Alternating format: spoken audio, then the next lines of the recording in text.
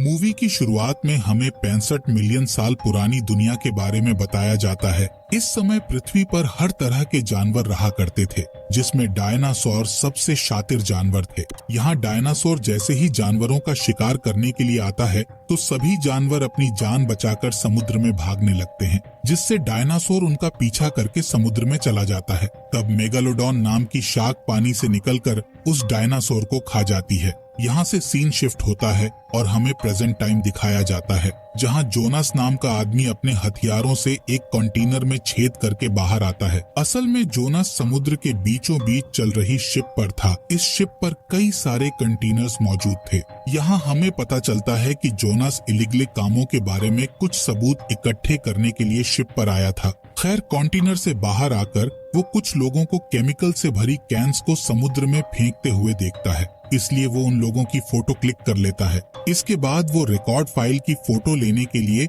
Ship के office में जाता है, जहां एक तोता उसे देखकर चिल्लाने लगता है, जिससे शिप के गार्ड्स वहां आ जाते हैं और जोनास पर हमला कर देते हैं। पर जोनास उनसे बचकर भाग जाता है और उसके बीच आ रहे लोगों को बुरी तरह पीटने लगता है, लेकिन शिप के गार्ड्स उसे घेर लेते हैं, जिससे जोनास अपनी फाइट स्किल्स से उन्हें मारता है और शिप के ऊपर आ जाता है। पर यहाँ भी गार्ड्स आ जाते हैं, इसलिए जोनास समुद्र में कूद जाता है। ठीक उसी समय जोनास के साथी मैक और रिगास एक प्लेन लेकर वहाँ आते हैं और जोनास को बचा कर ले जाते हैं। इसके बाद हम चाइना के ओशियानिक इंस्टीट्यूट हाइनान के डायरेक्टर जूमिंग और उसकी इन्वेस्टर हिलरी को देखते हैं, जो कि अपने नए इन्वेंशन का टेस्ट कर रहे थे। असल में जूमिंग की टीम ने एक स्पेशल सूट बनाया था, जो कि इंसान में लड़ने की ताकत बढ़ाता है, और इस सूट को पहनकर आसानी से समुद्र की गहराई वाले मिशंस किए जा सकते हैं। यहाँ जूमिंग उस सूट को पहनकर बड़ी आसानी से पत्थर को तोड़ देता है। इसी दौरान जूमिंग की भतीजी मेइंग वहाँ आती है और अपने अंकल को आज रात होने वाली पार्टी के बारे में याद दिलाती है। असल में ये पार्टी उनकी कंपनी के 10 साल पूरे होने पर रखी गई थी।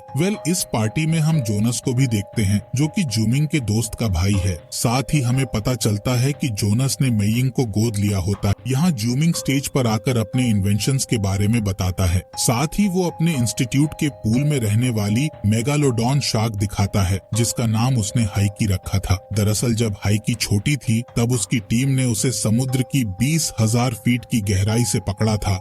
जूमिंग बताता है कि हमारे इंस्टीट्यूट ने हाइकी से बहुत कुछ सीखा है और उसकी मदद से ऐसी टेक्नोलॉजी बनाई जिससे वो समुद्र की गहराई तक जा सकेंगे। अगले दिन मेइंग जोनास के साथ समुद्र के मिशन में चलने का कहती है, जिस पर जोनास उसे मना करता है क्योंकि वो अभी छोटी है और समुद्र में खतरा होता है। इसी दौरान रिगास वहाँ आती है और जोनास को बताती है कि जूमिंग हाइकी के पूल में गया है। ये सुनकर वो जूमिंग को देखने के लिए भागते हैं। जोनास जूमिंग से कहता है कि उसे हाइकी से खतरा हो सकता है, लेकिन जूमिंग को विश्वास था कि सब कुछ उसके कंट्रोल में होगा। इसके बाद जूमिंग हाइकी का ध्यान अपनी ओर खींचता है, जिससे हाइकी उसके पास आ जाती है और उसके चारों ओर तैरकर अचानक से उस पर हमला कर देती है। यहाँ बाहर जोनास और उसके साथियों को जूमिंग कहीं भी नजर नहीं आ रहा था, जिससे उन्हें लगता है कि हाइकी ने उसे खा लिया है। पर तभी वो पूल से बाहर आता है और बताता है कि शार्क के हमला करने के पहले ही वो पूल से बाहर निकल आया था। यहाँ जोनास और जूमिंग बात करते हैं कि इस वीक से हाइकी काफी अजीब बिहेव कर रही है। कुछ समय के बाद जूमिंग और उसका ग्रुप एक मरीन रिसर्च सेंटर में जाते हैं, जिसे माना वन नाम से जाना जाता है, और इस सेंटर को वो अपने बेस के रूप में यूज करते थे। इसी रात हाइकी पूल की दीवार को तोड़ देती है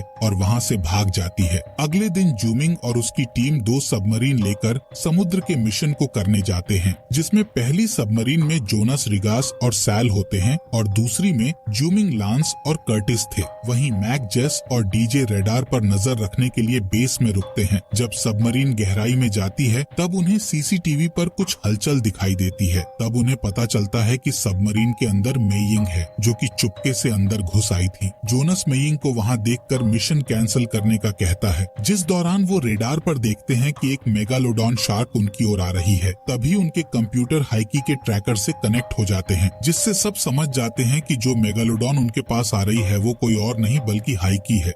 हाइकी उन पर अटैक कर पाती इससे पहले वो समुद्र की थर्मोक्लाइन लेयर के अंदर आ जाते हैं। तब उन्हें वहाँ एक और मेगालोडॉन दिखाई देती है, जिसे देखकर सभी शॉक हो जाते हैं, क्योंकि ये शार्क हाइकी के साइज से कई गुना ज्यादा बड़ी थी। अब जूमिंग सबको और भी गहराई में ले जाता है। तब ऊपर देखने पर उन्हें हाइकी किसी मेल मेगालोडॉन के साथ दिखाई देती है। इससे उन्हें पता चलता है कि ये समय मेगालोडॉन के मिलन का है और इसी वजह से हाइकी अजीब बिहेव कर रही थी। इसी दौरान उन्हें पानी के नीचे एक सीक्रेट स्टेशन दिखाई देता है। साथ ही उन्हें वहाँ एक सबमरीन भी मिलती है जिसमें मॉन्टेस नाम का आदमी बैठा था जो कि इलीगल माइनिंग ऑपरेशन को लीड कर रहा था। असल में मॉन्टेस हेवी मिनरल्स की चोरी करने आया था, इसलिए उसके लोग चट्टानों में बॉम्ब लगा रहे थे।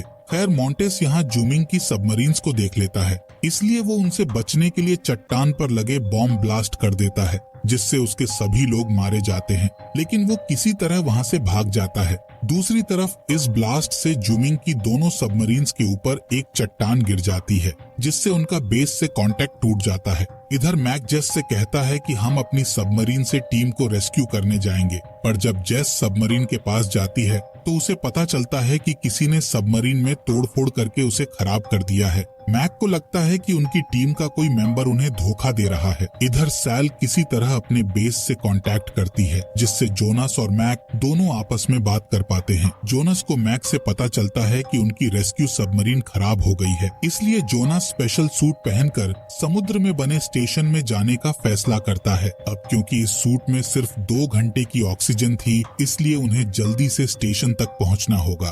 खैर अब सभी लोग सबमरीन से बाहर आकर चलना शुरू करते हैं। तब जोनास को जूमिंग और बाकी के लोग भी मिल जाते हैं। ये जगह काफी सुंदर थी क्योंकि यहाँ चमकने वाले पौधे थे।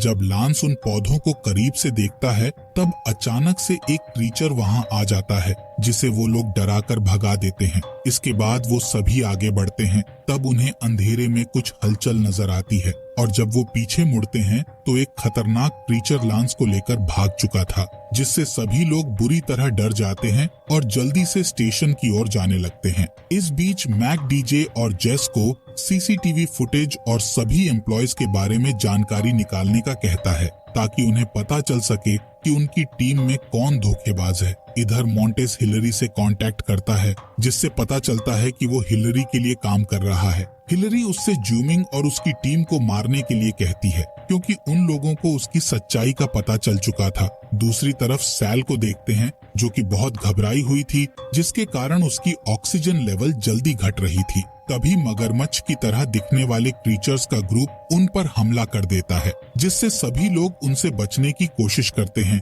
जिस दौरान कर्टिस का हेलमेट डैमेज हो जाता है। वहीं जूमिंग देखता है कि मेइंग खतरे में है, इसलिए वो एक फ्लेयर जलाकर उन जानवरों को डराकर भगा देता है। थोड़ी दूर जाने के बाद सभी मॉन्टेस वाले स्टेशन पर पहुंच जाते हैं जहां 2 मेगालोडॉन शार्क आ जाती हैं और उन पर हमला कर देती हैं, पर किसी तरह वो लोग उनसे बचकर स्टेशन के अंदर जाने लगते हैं। इस बीच सैल ठीक से सांस नहीं ले पाती है और वहीं पर गिर जाती है जिससे शार्क उसे अपना शिकार बना लेती है। तब बचे हुए लोग स्टेशन में जाकर गेट बंद कर लेते हैं जिससे शार्क उनका पीछा छोड़ देती है, पर कर्टिस के हेलमेट के डैमेज होने से उसके सूट में प्रेशर बनने लगता है जिससे उसकी मौत हो जाती है। अब सिर्फ जोनास, मेइंग, जूमिंग और रिगास ही बचे थे। वो चारों अपने सूट को निकालते हैं और स्टेशन की जांच करते हैं। तब मेइंग कंट्रोल रूम में जाकर मैक से कांटेक्ट करने की कोशिश करती है। यहाँ उन्हें मॉन्टेस के चोरी किए मिनरल्स मिलते हैं, जिस पर जूमिंग कहता है कि इन मिनरल्स का उपयोग एरोस्पेस में किया जाता है और इनकी कीमत बहुत ज्यादा होती है। इसी दौरान मेइंग जेस से कांटेक्ट कर लेती है। जेस अपने रेडर से चेक करके उन्हें बताती है कि इस स्टेशन के दूसरे कोने पर 2 इमरजेंसी पॉड्स हैं जिनसे वो ऊपर आ सकते हैं। इसके बाद सभी पॉड्स के पास जाते हैं जहां जूमिंग देखता है कि इस स्टेशन पर आए लोग उसके बनाए सूट का यूज कर रहे थे, जिससे जूमिंग समझ जाता है कि ये काम उसी के टीम मेंबर का है। अब चारों पॉड्स तक पहुंच जाते हैं, जिस दौरान वहां का गेट अपने आप बंद हो जाता है और वहां लगी स्क्रीन ऑन हो जाती है। इस स्क्रीन पर जेस थी जो बताती है कि ये स्टेशन मेरे कंट्रोल में है, जिससे सबको पता चल जाता है कि उनकी टीम मेंबर जेस ने उन्हें धोखा दिया है। तभी जेस एक पॉड को रिलीज कर देती है जिससे उनके पास सिर्फ एक ही पॉड बचता है। फिर जेस रिगास से कहती है कि अगर तुम्हें अपने लोगों की जान बचानी है तो जोनास को मारना होगा, जिस पर जोनास अपने साथियों के लिए खुद की जान देने के लिए मान जाता है, पर रिगास उसे नहीं मारती, जिससे जेस दूसरा पॉड भी रिलीज कर देती है। जिसके बाद हिलरी स्क्रीन पर आती है और बताती है कि मैंने जूमिंग के इन्वेंशन से कई इलीगल काम किए और काफी पैसे कमाए हैं और आगे भी मैं इसी तरह काम करूंगी। ये सुनकर जूमिंग गुस्से में स्क्रीन को तोड़ देता है। तब हिलरी जेस को उन्हें मारने का कहती है, जिससे जेस उस पॉड वाले रूम में लगी एक हैच को ओपन कर देती है, जिसके खुलने से समुद्र का पानी रूम में भरने लगता है। अब चारों सिर्फ रूम के गेट को खोलकर जिंदा बच सकते थे, जिसके लिए उन्हें इस स्टेशन का कंट्रोल अपने पास लेना होगा। इसलिए जोनस एयरलॉक के रास्ते से समुद्र में आता है और उस स्टेशन के कॉम लिंक पर काम करके जेस का कंट्रोल खत्म कर देता है, पर समुद्र के प्रेशर के कारण वो बेहोश हो जाता है। जब जोनस की आंख खुलती है तो उसे पता चलता है कि उसे मोंटेस ने बचा लिया है, क्योंकि वो जोनस से बदला लेने के लिए उसे अपने हाथों से मारना चाहता था। असल में कई साल पहले जोनस ने मोंटेस को एक केस में जेल भेजा था। खैर, यहाँ जोनस की टीम डूब रही थी, वहीं मोंटेस और जोनस के बीच फाइट होती है। जोनस मोंटेस को पानी में गिरा देता है और कंट्रोल रूम में आ जाता है, पर मोंटेस वहाँ आकर जोनस पर हमला कर देता है, जिससे एक बार फिर उनकी फाइट होती है, जिसमें जोनस एक फावड़े से मोंटेस को मारकर बेहोश कर देता है और जल्दी से उस रूम का गेट खोल देता है, जिससे उसके साथियों की जान बच जाती है। इसके बाद सभी मोंटेस की सबमरीन में बैठकर वहां से भागने लगते हैं, जिस दौरान वहां मेगालोडॉन आ जाती हैं। इसलिए जूमिंग उनका ध्यान भटकाने के लिए स्टेशन की सभी लाइट्स ऑन कर देता है, जिससे मेगालोडॉन स्टेशन पर हमला करने लगती है। तब मौका देखकर वो सबमरीन से समुद्र के बाहर जाने लगते हैं। रास्ते में वो देखते हैं कि बॉम्ब ब्लास्ट होने के कारण थर्मोक्लाइन लेयर में एक बड़ा छेद हो गया है। तभी हम उस छेद से खतरनाक जानवरों को ऊपर आते हुए देखते हैं। खैर, इस बीच मोंटेस भी स्पेशल सूट पहनकर ऊपर आ जाता है। दूसरी तरफ मैक और डीजे को सीसीटीवी फुटेज से पता चल जाता है कि जेस ने उन्हें धोखा दिया है। इसी दौरान हिलरी के आदमी माना वन बेस पर आ जाते हैं, जहां वो मैक और डीजे को मारने के लिए उनके पास जाते हैं, पर वो दोनों उनसे बचते हुए समुद्र में कूद जाते हैं और बेस के नीचे वाले हिस्से से अंदर आ जाते हैं, पर हिलरी के लोग वहां आकर उन्हें पकड़ लेते हैं। तब जूमिंग और जोनस वहां आ जाते हैं और अपने दोनों साथियों को बचा लेते हैं। इधर बेस में मोंटेस भी आ जाता है और जेस से मिलकर उसे किस करता है, जिससे पता चलता है कि वो दोनों कपल हैं। यहाँ उन्हें 3 मेगालोडॉन शार्क दिखाई देती हैं, जो कि थर्मोक्लाइन लेयर से ऊपर आ गई थी। इसलिए जेस हिलरी को इस बारे में बताती है, जिस पर हिलरी कहती है कि इस कंट्रोल रूम के कांच को शार्क नहीं तोड़ सकती, पर तभी एक शार्क कांच तोड़ देती है और जेस को खा जाती है। ये देखकर मोंटेस जल्दी से कंट्रोल रूम से भाग जाता है। दूसरी तरफ जोनास और उसके साथी एक बोट में बैठकर भागने लगते हैं, जिससे हिलरी के लोग दूसरी बोट से उनका पीछा करने लगते हैं। पर जब वो जोनास के साथियों पर गोलियां चलाने वाले होते हैं, तब एक शार्क उन लोगों को खा जाती है। खैर, इसके बाद जोनास अपनी बोट पर मौजूद चीजों से बॉम्ब वाला हार्पून बनाता है और फिर वो सभी फन आइलैंड की ओर जाने लगते हैं। इस आइलैंड पर काफी टूरिस्ट आए हुए थे, जिनमें कुछ लोग एक बोट पर एंजॉय कर रहे थे। तभी उनकी बोट अचानक से हिलने लगती है और सभी लोग पानी में गिर जाते हैं।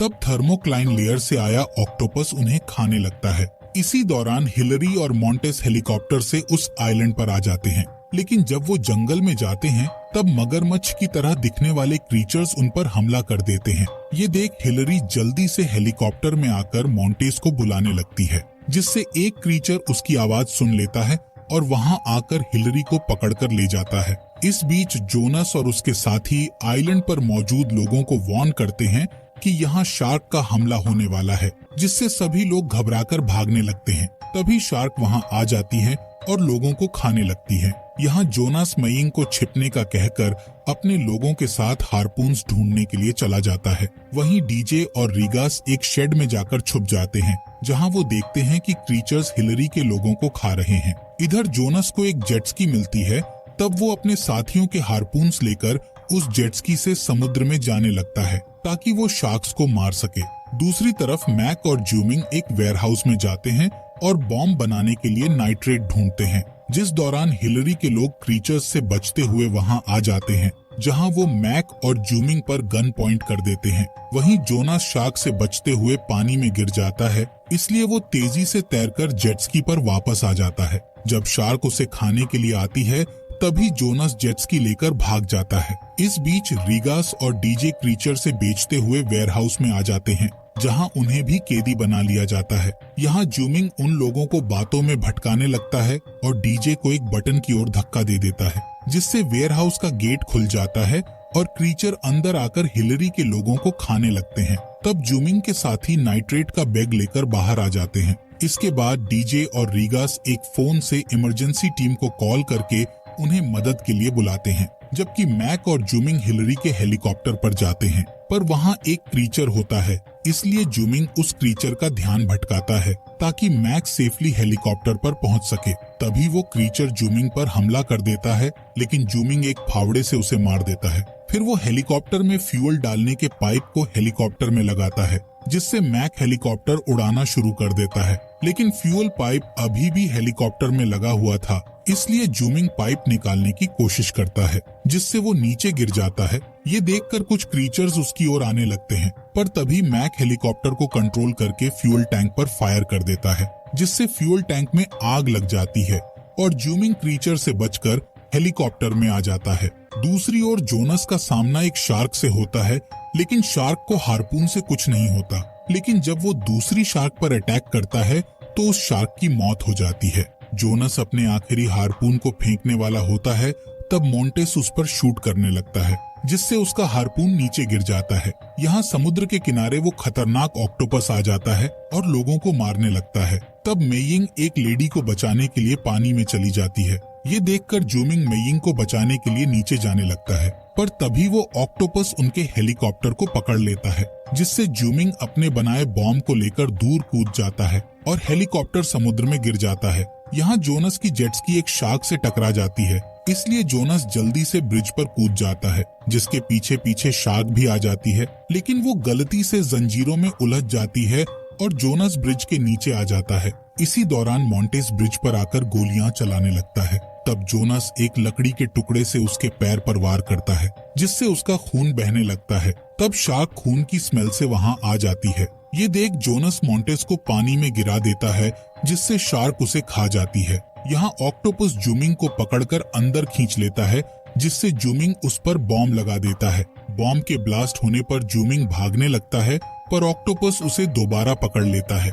जिस दौरान वहाँ हाइकी आ जाती है और उस ऑक्टोपस को मारकर जूमिंग की जान बचा लेती है। इसके बाद जूमिंग हेलीकॉप्टर में फंसे मैक को बचाने जाता है। तब जोनस एक शार्क को उनकी ओर जाता हुआ देखता है, इसलिए वो हेलीकॉप्टर के रोटर से पानी में वाइब्रेशंस करके शार्क को अपने पास बुलाता है। जैसे ही शार्क उसके पास आती है, तब जोनस उस पर रोटर से अटैक करके उसे मार डालता है। अब सभी बचे हुए लोग किनारे पर आ जाते हैं, पर जब जोनस, मैक और जूमिंग किनारे पर जा रहे होते हैं, तब हाइकी उनके पास आती है। इसलिए जूमिंग पानी के अंदर जाकर अपने डिवाइस से हाइकी को मैसेज भेजता है कि वो यहाँ से दूर चली जाए। ये सुनकर हाइकी वहाँ से चली जाती है और वो तीनों किनारे पर आ जाते हैं। इसके बाद कोस्ट गार्ड के हेलीकॉप्टर उन्हें बचाने के लिए आइलैंड पर आ जाते हैं। मूवी के एंड में सभी लोग बचने की खुशी में सेलिब्रेट करते हैं और बात करते हैं कि शायद हाइकी प्रेग्नेंट है। इसी के साथ इस मूवी का यहीं पर एंड हो जाता है।